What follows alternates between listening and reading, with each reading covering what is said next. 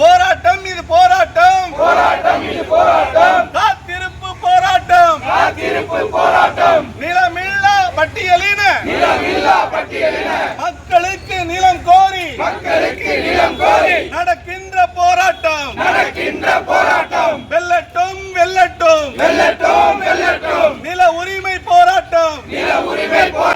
நிலங்கள், நிபந்தனை ஒப்படைப்பு நிலங்கள், நில உச்சவரம்பு நிலங்கள், கோவில் நிலங்கள், மடங்களினுடைய நிலங்கள், இவை அனைத்தும் மீட்கப்பட்டு நிலமில்லாத பட்டியலின மக்களுக்கு வழங்க கோரி தலித் விடுதலை இயக்கத்தின் சார்பாக சென்னை சேப்பாக்கத்தில் நில நிர்வாக ஆணையரகம் அருகில் இந்த காத்திருப்பு போராட்டம் நடைபெற்றுக் கொண்டிருக்கிறது. இந்த போராட்டமானது தலித் விடுதலை இயக்கத்தினுடைய தலைவர் தோழர் மூத்த தோழர் பி சண்முகம் அவர்கள் தொடங்கி வைப்பதற்காக வருகை தந்திருக்கிறார். இப்போது இந்த காத்திருப்பு போராட்டத்தை தொடங்கி வைத்து தோழர் அவர்கள் உரையாற்றுவார். நண்பர்களே 1892 இந்தியாவை ஆண்ட ஆங்கிலேய அரசு பட்டியல மக்களுடைய ஏழ்மையையும் அவருடைய வறுமையையும் அன்றைய தினம் கொத்தடிமைகளாக இருந்த நிலையை கருத்தில் கொண்டு 12,000 ஏக்கர் பஞ்ச நிலங்கள் தமிழகத்திலே வழங்கப்பட்டிருக்கிறது. இந்த பஞ்ச நிலங்கள் அனைத்தும் முழுமையாக ஆக்கிரமிப்பில் இருக்கிறது என்பதுதான் யதார்த்த உண்மை. நேற்றைய தினம் ஊடக செய்தியை பார்த்திருப்பீர்கள். முன்னாள் முதலமைச்சர் OPS அவர்கள் பஞ்ச நிலம் ஆக்கிரமிப்பு செய்யப்பட்டு தேசிய தாழ்த்தப்பட்டோர் ஆணையத்தால் பட்டா ரத்து செய்யப்பட்டிருக்கிறது. இவ்வாறு தமிழகம் முழுவதும் பஞ்சமி நிலங்களை அரசியல்வாதிகளுடைய ஆக்கிரமிப்பில் இருந்து வருகிறது என்பதுதான் யதார்த்தமான நிலை. இந்த பஞ்ச நிலங்கள் மீட்கப்பட்டு மீண்டுமாக நிலமில்லாத பட்டியலின இன மக்களுக்கு வழங்க வேண்டும் என்பதனை வலியுறுத்தியும் நில உச்சவரம்பு நிலங்களிலே குறிப்பாக திருப்பூர் மாவட்டம் தாராபுரம் வட்டத்தில் மட்டும் 5000த்திற்கு மேற்பட்ட பயனாளிகளுக்கு நில உச்சவரம்பின் அடிப்படையில் பட்டா வழங்கப்பட்டிருக்கிறது. அந்த நிலம் எங்கிருக்கிறது என்பது அவர்களுக்கு இன்றைய தினம் வரை தெரியவில்லை. 30 ஆண்டுகளுக்கு மேலாக தொடர் போராட்டங்களை அந்த பகுதி மக்களும் தலித் விடுதலை இயக்கமும் இந்திய கம்யூனிஸ்ட் கட்சியும் தொடர்ந்து நடத்தி வருகிறது. இன்று வரை அரசு செவி சாய்க்கப்படவில்லை. இவ்வாறு மானிய நிலங்கள், கோவில் நிலங்கள், பூமிதான நிலங்கள், அரசு புறம்போக்குங்கள் நிலங்கள் என பல்வேறு வகையான நிலங்கள் இன்றைய தினம் ஆக்கிரமிப்பில் இருந்து வருகிறது. ஆனால் நிலமில்லாத பட்டியலின மக்கள் இன்றும் நிலமில்லாத மக்களாகவே இருந்து வருகிறார்கள். தோழர்களே, அரசு புள்ளி விவரப்படி தமிழகத்தில் 1,20,000 குடும்பங்கள் பட்டியலின மக்களுக்கு குடியிருக்க சொந்த வீடில்லை என்பதான யதார்த்த நிலை. ஆக இந்த நிலையை உணர்ந்து அரசு சமூக நீதியை நிலைநாட்டக்கூடிய திராவிட மாடல் அரசு உடனடியாக அந்த நிலங்களை எல்லாம் மீட்டு பட்டியலின மக்களுக்கு வழங்க வேண்டும் என்கின்ற வேண்டுகோளை தலித் விடுதலை இயக்கத்தின் சார்பாக மாநில அரசுக்கு முன்வைக்கின்றோம். கருப்பையா, மாநில தலைவர், தலித் விடுதலை இயக்கம். ஆணையத்தில் உறுப்பினராக இருந்த எல் முருகன் அவர்களால் இந்த வழக்கு தொடரப்பட்டு அந்த வழக்கு தள்ளுபடி செய்யப்பட்டிருக்கிறது என்பதை நீ புரிந்து கொள்ள வேண்டும். முதலில் முரசொலி அலுவலகம் பஞ்சமிலத்தில் இருக்குமே, ஆனால் கண்டிப்பாக அதுவும் எடுக்கப்பட வேண்டும் என்கின்ற வேண்டுகோள் தான் தலித் விடுதலை இயக்கத்துடைய வேண்டுகோள். அதில் எந்த மாற்று கருத்தும் எங்களுக்கு இல்லை. அரசுடைய செயல்பாடுகள் எப்படி இருக்கு? தலித்துகளுக்கு நலன்களுக்காக சரியான முறையில் அந்த அரசு செல்கிறதுன்னு நினைக்கிறீங்களா? பல்வேறு விஷயங்களை குறிப்பிட முடியும். உதாரணத்திற்கு சொல்ல வேண்டுமே ஆனால் அருமை தோழர்களே, அதை நினைவு கூற வேண்டிய அவசியம் இருக்கிறது. விருதுநகர் மாவட்டம் சாத்தூர் அருகே உள்ள அச்சங்குளம் என்கிற கிராமத்தில் மாரியம்மன் என்கிற ஒரு பட்டாசு தொழிற்சாலையில் 12/2/2021 ஒரு வெடி விபத்து ஏற்பட்டது. அந்த வெடி விபத்திலே 26 பேர் படுகொலை செய்யப்பட்டார்கள், 27 பேர் படுகாயமடைந்தார்கள். அந்த வழக்கு பசுமை தீர்ப்பாயம் சூமோட்டோவாக எடுத்து அந்த வழக்கு விசாரணை நடத்தி இறந்தவர்களுக்கு 20 லட்சம் ரூபாயும் காயமடைந்தவர்களுக்கு 15 லட்சம் நிவாரணம் வழங்க வேண்டும் என்கிற தீர்ப்பை வழங்கி இருக்கிறது. அதன் பின்பாக மாநில அரசு உச்ச நீதிமன்றத்தில் முறையீடு செய்தது. அந்த வழக்கும் தள்ளுபடி செய்யப்பட்டிருக்கிறது. எனினும் இன்று 5ஆம் ஆண்டு தொடக்க நாள் இன்று வரை அந்த பாதிக்கப்பட்ட மக்கள் ஒரு பைசா கூட மாநில அரசு வழங்கவில்லை என்பது வருத்தத்துக்குரிய செய்தியாக பதிவு செய்கிறேன். இதை போன்று பல்வேறு விஷயங்களை சொல்ல முடியும்.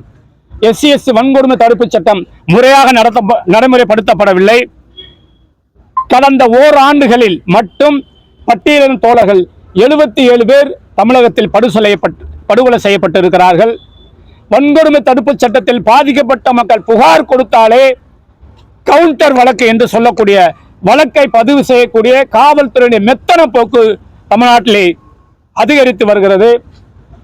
குடும்ப ஓய்வூதியம் என்று சொல்ல இறந்தவரின் குடும்பத்திற்கு வழங்க வேண்டிய ஓய்வூதியம் 6 மாத காலமாக தமிழக அரசு நிறுத்தி வைத்திருந்தது.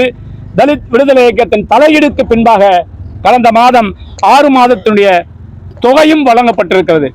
கூடுதலாக தோழர்களே, படுகொலை செய்யப்பட்ட குழந்தைகளுக்கு சட்ட விதிமுறைகள் அடிப்படையில் அவருடைய பள்ளி கல்வி முழுவையும் அரசு ஏற்றுக்கொள்ள வேண்டும் என்பதுதான் அந்த திட்டத்தும் அந்த அரசு ஆணையினுடைய வெளிப்பாடு. ஆனால் மாநில அரசு இதுவரை தமிழகத்தில் ஒரு மாணவர்கள் கூட அந்த கல்வி உதவித்தொகையை ஒழுங்காக வழங்கவில்லை என்பதுதான் வேடிக்கைக்குரிய வெட்கப்பட வேண்டிய விஷயமாக இருக்கிறது. தொடர்ந்து பட்டியலின மக்களுக்கு அது வேங்க வயலாக இருந்தாலும் சரி, பல்வேறு சம்பவங்களை சொல்ல முடியும். சமீபத்தில் நடந்த குசலம்பட்டி அருகே 14 வயது மாணவன் ஆதிசேஷன் மூஞ்சியிலே மூத்திரம் அடித்த சம்பவமாக இருந்தாலும் சரி, அனைத்து விஷயங்களிலும் பட்டியலின மக்களுக்கு தொடர்ந்து சமூக நீதி பாதுகாக்கிற இந்த அரசு எதிராக செயல்படுகிறது என்பதை தலித் விடுதலை இயக்கத்தின் சார்பாக பகிரங்கமாக குற்றம் சாட்டுகிறேன்.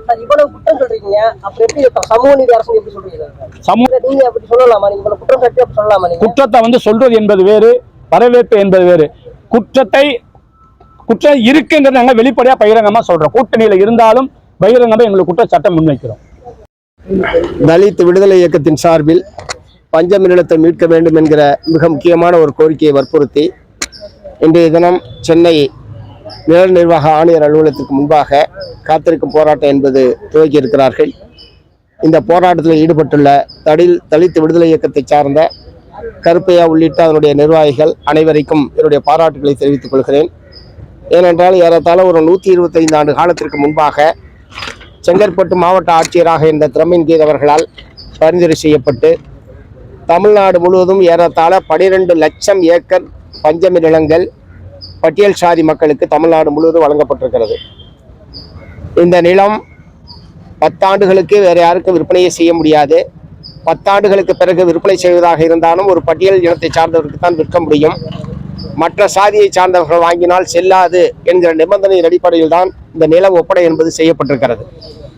ஆனால் காலப்போக்கில் பட்டியல் சாதி மக்களிடையே விழிப்புணர்வு இல்லாத நிலையில் அல்லது கிராமப்புற மிராஸ்தார் ஆதிக்கத்தினுடைய விளைவாக பட்டியல் சாதி மக்களிடமிருந்த இந்த பஞ்சமி நிலங்கள் எல்லாம் பறிபோய்விட்டது.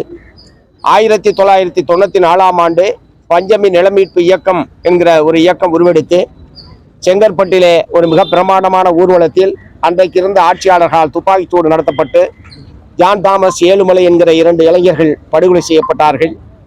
அந்த 94 ஆண்டு நடைபெற்ற அந்த படுகொலைக்கு பிறகுதான் தமிழ்நாடு முழுவதும் பஞ்சமி நிலம் சம்பந்தமான ஒரு விழிப்புணர்வு என்பது ஏற்பட்டது. மத்திய மாநில அரசாங்கத்தை வற்புறுத்தி இந்த நிலத்தை மீட்பதற்கான நடவடிக்கை எடுக்க வேண்டும் என்று தமிழ்நாடு முழுவதும் நடைபெற்ற தொடர் போராட்டத்தினுடைய விளைவாகவும் சென்னை உயர்நீதிமன்ற தீர்ப்பு, உச்சநீதிமன்ற தீர்ப்பு, வருவாய்த்துறையினுடைய நிலையாணைகள் என்று பல்வேறு அரசு உத்தரவுகள்லாம் போடப்பட்ட பிறகும், நீதிமன்ற உத்தரவுகள் வெளியிட்டதற்கு பிறகும் 1 ஏக்கர் நிலம் கூட தமிழகத்திலே மீட்கப்படவில்லை. கடைசியாக சென்னை உயர்நீதிமன்றத்தினுடைய உத்தரவின் அடிப்படையில் 8/10/2015 அன்று இந்த நிலத்தை மீட்பதற்கென்றே ஒரு உயர்நிலை குழுவை தமிழ்நாடு அரசாங்கம் அமைத்தது. உயர்நீதிமன்ற உத்தரவின் பேரில் அமைக்கப்பட்ட அந்த உயர்நிலை குழு பல ஆண்டுகளுக்கு பிறகு 2.5 லட்சம் ஏக்கரை நாங்கள் அடையாளம் கண்டிருக்கிறோம் என்று அவர்கள் பத்திரிகையிலே செய்தி வெளியிட்டார்கள். ஆனால் 12 லட்சம் ஏக்கர் மொத்தம் 2.5 லட்சம் ஏக்கரை மட்டும்தான் அடையாளம் கண்டிருப்பதாக உயர்நிலை குழு அறிக்கை வெளியிட்டது. ஆனால் அந்த 2.5 லட்சம் ஏக்கர் கூட இன்றைய தேதி வரை மீட்கப்படவில்லை. ஆகவே பஞ்சமி நிலத்தை மீட்டு பட்டியல் சாதி மக்களிடம் ஒப்படைப்பதில் திமுக, அதிமுக 2 அரசாங்கங்களுமே அலட்சியமாகவும் மெத்தன போக்காகவும் நடந்து கொண்டிருக்கிறது என்பதற்கு இந்த சம்பவங்கள் உதாரணம். அதே நேரத்தில் அரசாங்கத்தினுடைய பல்வேறு வளர்ச்சி திட்டங்கள் என்கிற பெயரில் பட்டியல் சாதி மக்களிடம் இருக்கிற பல்லாயிரக்கணக்கான ஏக்கர் நிலங்கள் ஆட்சியாளர்களால் தொடர்ந்து பறிக்கப்பட்டு கொண்டிருக்கிறது. இப்போது பரந்தூர் விமான நிலையத்துக்கு உட்பட அங்கே இருக்கக்கூடிய பல்லாயிரக்கணக்கான பட்டியல் சாதி மக்களுடைய நிலங்கள் வளர்ச்சி திட்டம் என்கிற பெயரில் பறிக்கக்கூடிய நடவடிக்கையிலே தமிழ்நாடு அரசாங்கம் ஈடுபட்டிருக்கிறது. நில உச்சவரம்பு சட்டம் ஏறத்தாழ 60 ஆண்டுகளுக்கு மேலாக தமிழகத்திலே அமலில் இருக்கிறது. இந்த 60 ஆண்டு காலத்தில் திமுக, அதிமுக, காங்கிரஸ் மூன்றும் தான் தமிழகத்தில் ஆண்டிருக்கிறார்கள். ஆனால் இந்த 60 ஆண்டு காலத்தில் வெறும் 2 லட்சம் ஏக்கர் மட்டும்தான் உச்சவரம்பு சட்டத்தை பயன்படுத்தி தமிழகத்திலே நில விநியோகம் என்பது நடைபெற்றிருக்கிறது. ஆகவே நில விநியோகத்தில் தமிழகத்தில் ஆட்சியாளர்கள் தோல்வியடைந்து விட்டார்கள் என்று என்னால் உறுதியாக சொல்ல முடியும்.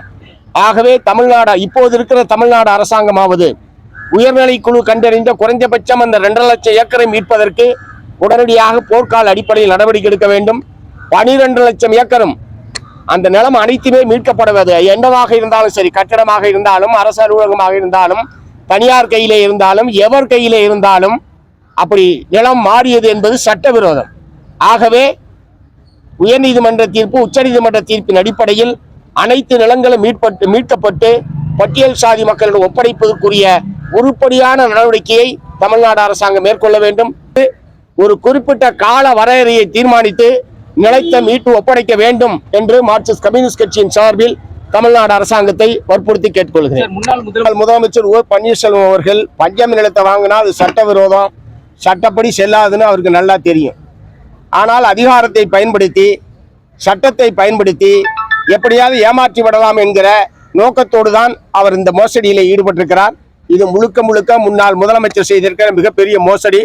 தன்னுடைய முதலமைச்சர் பதவியை பயன்படுத்தி, வருவாய்த்துறை அதிகாரிகளை பயன்படுத்தி இத்தகைய மோசடியில் அவர் ஈடுபட்டிருக்கிறார். பட்டியல் சாதியினுடைய ஆணையம் ஒரு நல்ல தீர்ப்பை நேற்றைய தினம் வழங்கியிருக்கிறார்கள். பட்டா வழங்கிய தாசில்தார் உட்பட நடவடிக்கைக்கு உள்ளாக்கப்பட வேண்டும் என்று சொல்லியிருக்கிறார்கள். தமிழ்நாடு அரசாங்கம் ஆணையத்தினுடைய உத்தரவை உடனடியாக நடைமுறைப்படுத்த வேண்டும். ஓ பன்னீர்செல்வம் அவர்கள் பெயரில் மாற்றப்பட்டிருக்கிற பஞ்சமி நிலத்தை உடனடியாக மீட்டு அந்த பகுதியில் உள்ள பட்டியல் சாதி மக்களுக்கு வழங்க வேண்டும் என்று கேட்டுக்கொள்கிறேன்.